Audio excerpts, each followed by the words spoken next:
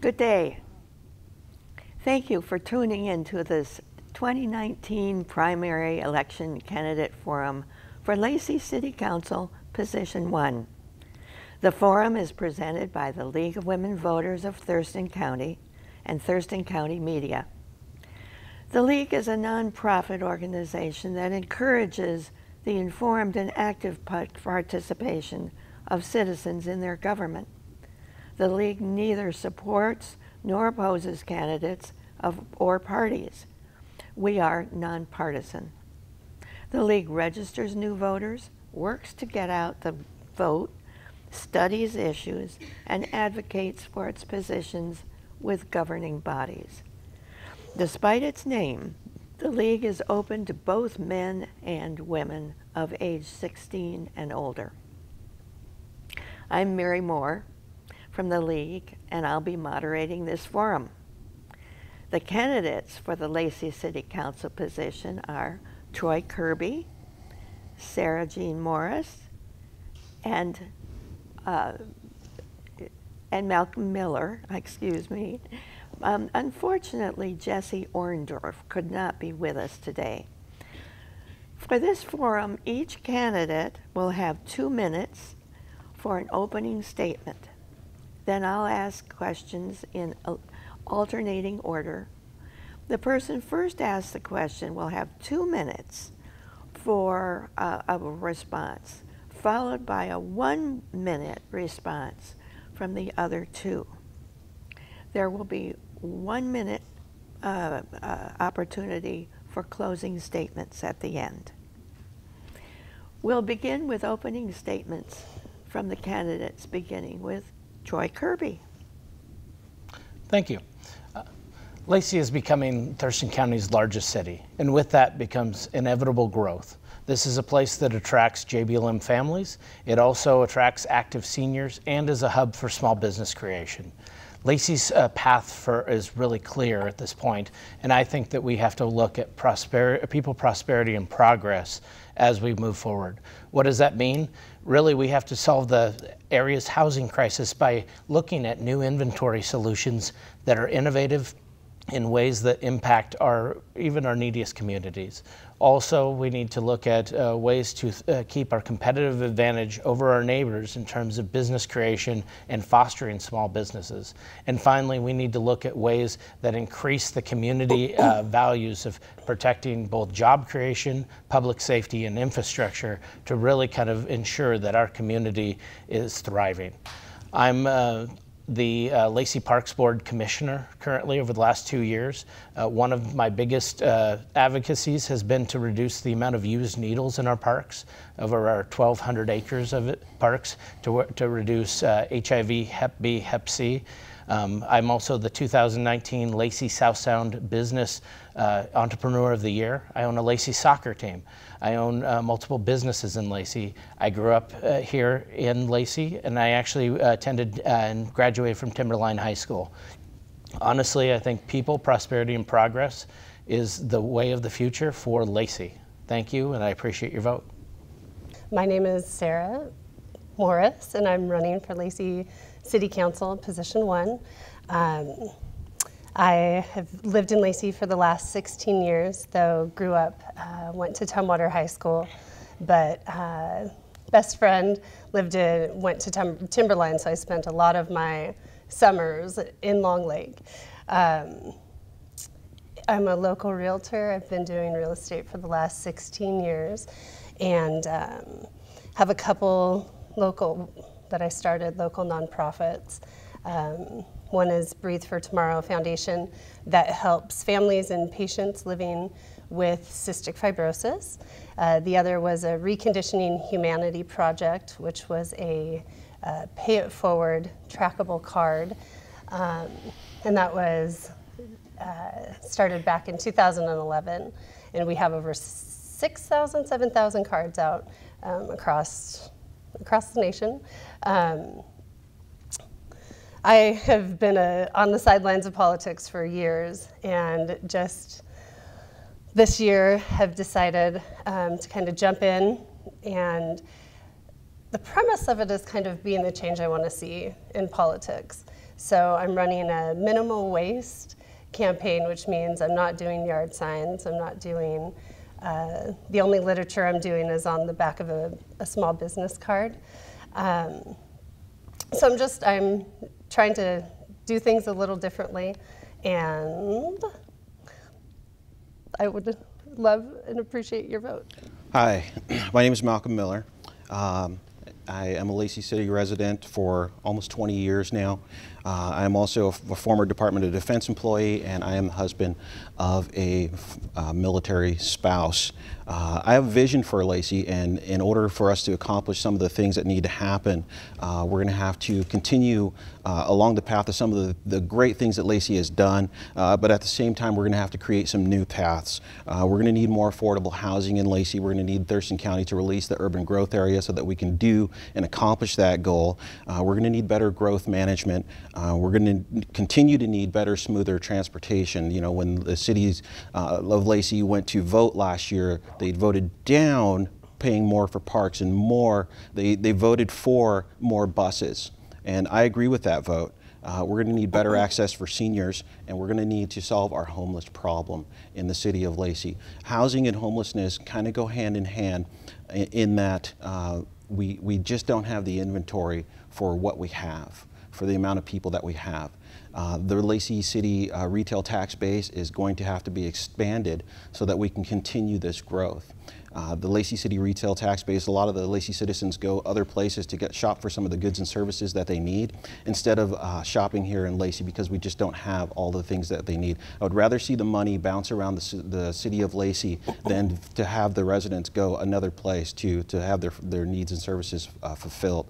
I am running for Lacey City Council, position #1, and I would really appreciate your vote because I would like to help implement these changes and watch Lacey continue to grow and make Lacey the better, safer city that I know it can be. Thank you for your vote. Well, thank you all three. Now let's start in on our questions, okay? And Malcolm, we'll start with you. My question to you, you will have 2 minutes, and then Sarah and Troy will have 1 minute to answer the same question. The question is, what is your position on Lacey's engagement in the regional climate mitigation plan? What do you think should be the priorities in addressing climate change issues? Well, I'm glad that we have a climate mitigation plan. And I think that, you know, looking forward, and I know that the plan goes all the way to 2100 in that, you know, sea level rise, the possibility of mudslides, the different things that can be affected by climate change.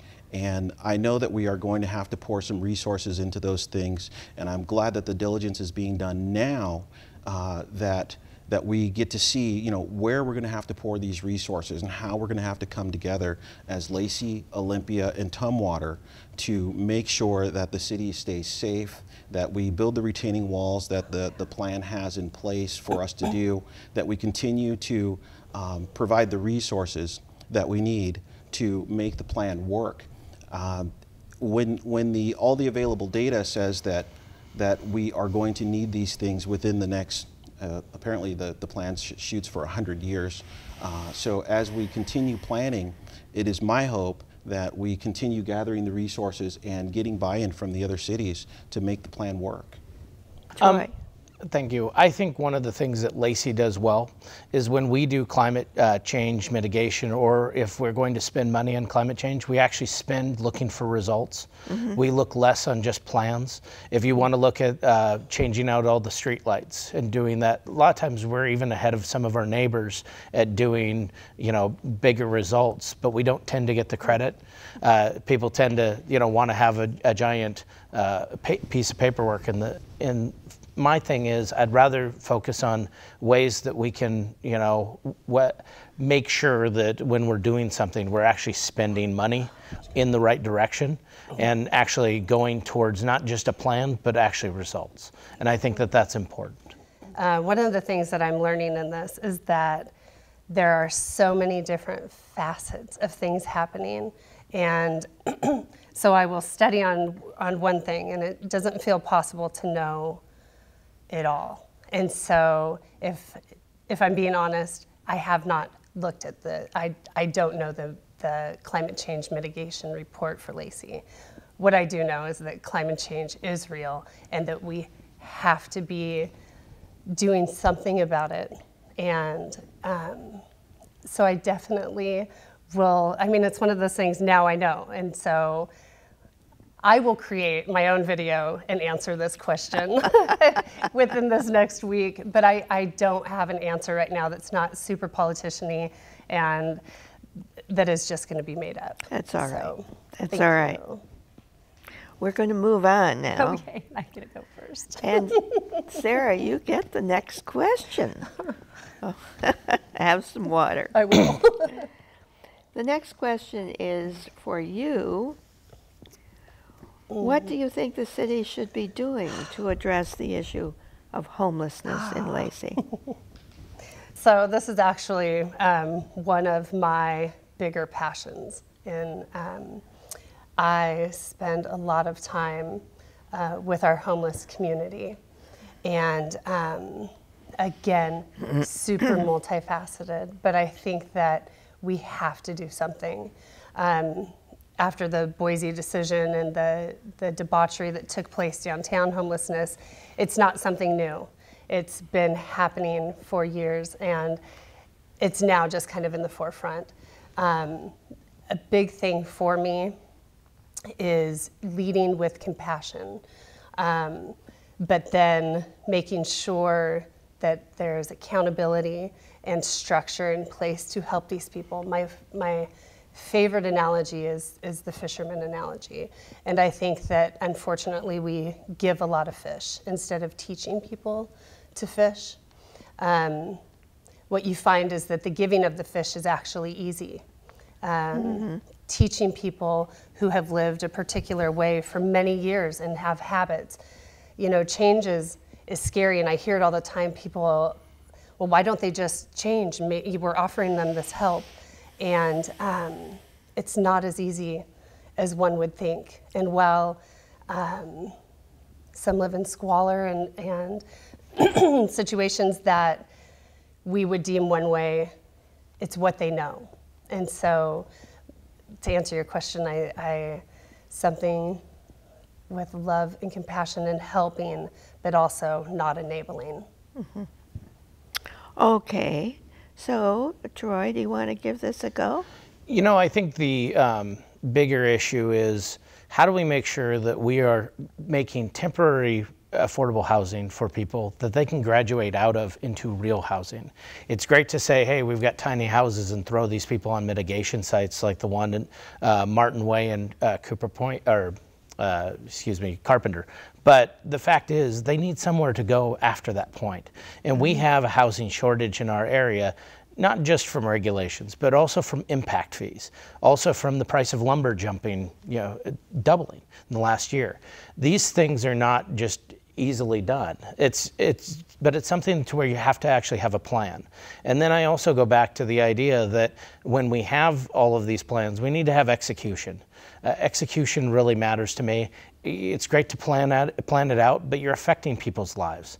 And when we're going to look at that, how do we make sure that we're doing it in the most positive and compassionate manner possible, but with results? And my biggest issue as well is I want to make sure that if somebody's fleeing domestic violence and they have a small child and they're in one of those bad situations, they're in a screened place to where they don't live next to a level 3 sex offender because both are homeless. Thank you.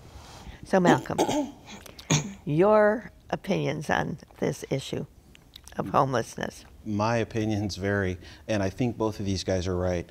We don't have a way to triage the homelessness. We a lot of times point the finger at things, the causes that are not all of the causes. The main cause of homelessness is not drugs. The main cause of homelessness is lack of being able to afford a place to live. Drug use comes down in probably like the 3rd or 5th place in homelessness. Most of the women and children are homeless because of domestic violence. And what they're saying is, you know what, I'd rather take my chance on the street than to possibly die at the hands of another person. So we are unable to triage the homelessness, which exacerbates the problem, unfortunately. And so with my work on the Thurston County Coalition Against Trafficking, we did see a lot of homelessness, and we were able to help them get into places that would help them get out of the homelessness. So we need to start by being able to triage the homeless first and then help them with services. Thank you. Thank you. So the next full question goes to our friend Troy down there. So Troy, what are the main issues and your views related to the matter of septic to sewer conversion in Lacey? Well, it's a county and a city rule that if you're within 200 feet, you have to convert from septic to sewer if your septic tank fails. A lot of the reasons that we have people that are on septic systems is they get into urban growth areas and it's frankly cheaper to build the houses. If you don't have that and you have it as an automatic sewer system that's put in, it's going to not only cost both the city but also the county a lot of money from the start to hook in right away. Frankly, I think a lot of people choose the urban growth areas because they can actually afford some of the housing out there. You don't have some of the fees, and then when they get caught up in it later on, and they actually have to be told they have to convert, that's a $10,000 to $20,000 conversion process if it's not done as an annexation. So it's a bigger deal than just saying, yes, everyone should go to sewer. It's whether or not they can afford it. You know, annexation in general does not actually, when it's residential, does not make the city any money. It's $250 by state constitution that each home actually can give back to the city. But it usually costs about $1.5 million for a neighborhood to be annexed. So it's a lot of stuff that actually has to go into it, and it's not an easy process. But you know, as everyone wants to just stay with the septic systems, they need to talk to the Department of Ecology, because I don't think the Department of Ecology is just going to go along with it. Right, right. What do you think, Sarah? Could you repeat the question? Yeah, the question is, what are the main issues and your views relating to the matter of septic to sewer conversion in Lacey?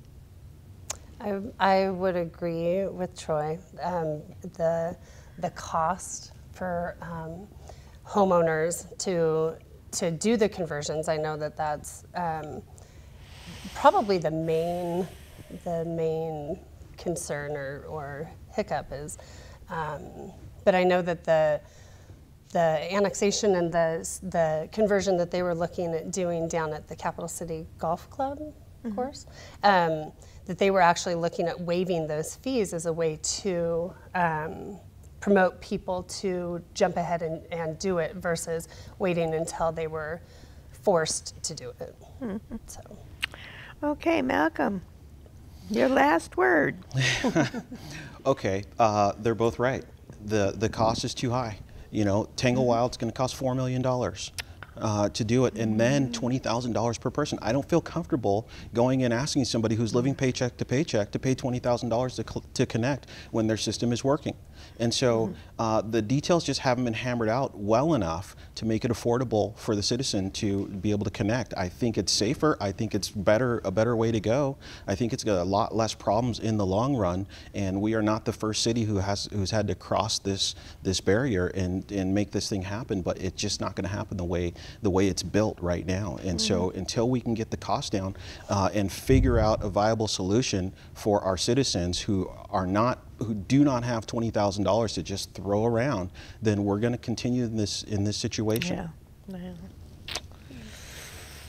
We have a fourth question, and to make sure it's fair and nobody gets extra time, I'm going to ask you the question and give each one of you 1 minute to respond, okay? And we'll start with Malcolm, please.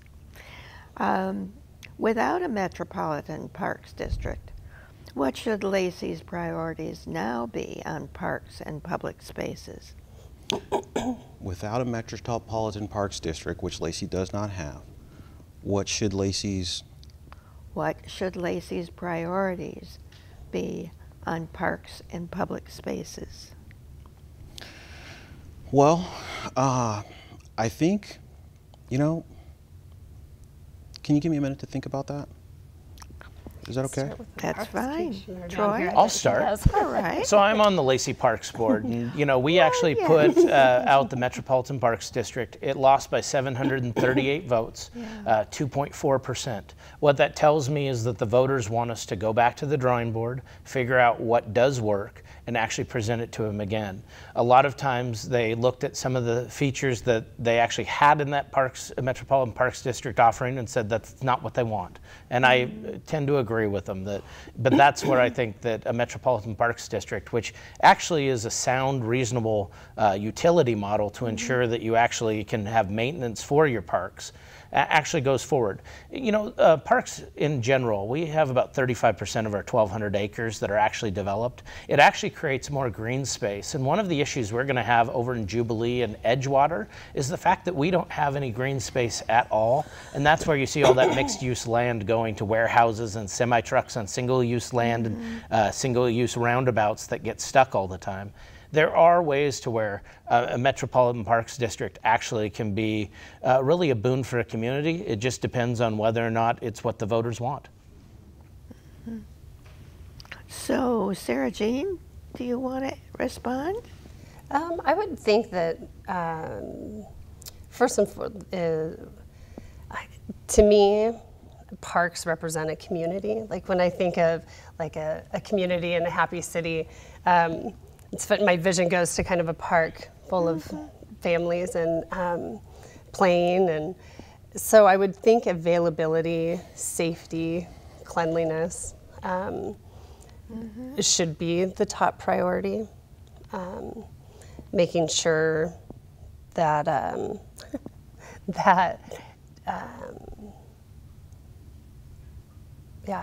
would just go with that. Yeah, just the safety and cleanliness of it.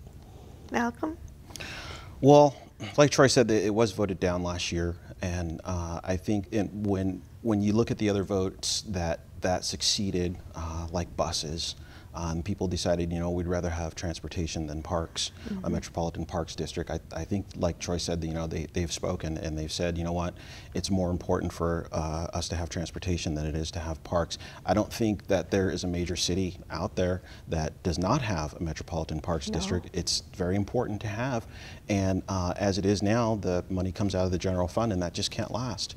You know, it's unfortunate, but it's going to have to happen, but it won't happen until we get buy-in from the citizens and we get the growth that we need. I'm going to ask you a follow-up here, and specifically to Troy. Are you going to do are you going to ask the question of the public again? I think that I honestly think that needs to go through an entire forensic process. You can't just throw something on the ballot and then when you don't get your way, do it again in like 2 months, 5 years, you know, whatever. It needs to actually go through where, you know, the public actually sees that. That was one of the things, by the way, as a Parks Board member, even though I had people that were diametrically opposed to it for different reasons, we still took their input. And when we actually talked to the consultants on different things, such as the 50,000 square foot facility, we used the citizens' criticisms in order to make sure that their voice was heard. I don't have to agree with you because honestly, it's about what the citizens want. And I think that that's one of the best things about Lacey. Not only are we one of the most diverse communities, we also are one of the most responsive in actually talking to people and hearing everybody out and not just sitting there and deciding for everybody else. All right. Well, we'll end with your closing statements. Each one of you gets 1 minute to kind of push your candidacy. Tell us how wonderful you are. So, who would like to start? I'll go first. All right. Hi, my name is Malcolm Miller. I'm running for Lacey City Council, position number 1. I've been volunteering in the Lacey community for almost 20 years now. I've raised my family here. I enjoy living here, and I would love to be part of the decision-making process. I would love to add some diversity to the council. There's many things that I think Lacey could improve on, and as Lacey grows, which is the fastest growing city in all of Thurston County, we're going to need to manage that growth. We're going to need more housing. We're going to need a bigger retail base. We are going to have a lot of things that are coming up, and it's going to be very exciting and fun, but it's going to take a lot of hard work to get it all done. And I'm just here to tell you that I'm willing to do the work. I've rolled up my sleeves in many different cases, in many different places, and I'm here to work for the city of Lacey. Please vote for me. Thank you. Sarah. My turn. Your turn. Oh, man. Oh, what an experience. My name is Sarah Morris, and I am running for Lacey City Council. I want to thank you guys for having us today. In case it wasn't totally obvious, I am not a politician. I am not good at public speaking, and definitely I was so nervous today. So I hope that people take a chance, take a opportunity to check out my website, sarahforlacey.com, to see my platform where my passion lies. I hope you take a look at my Facebook and just get to know me a little bit more than what you've been today.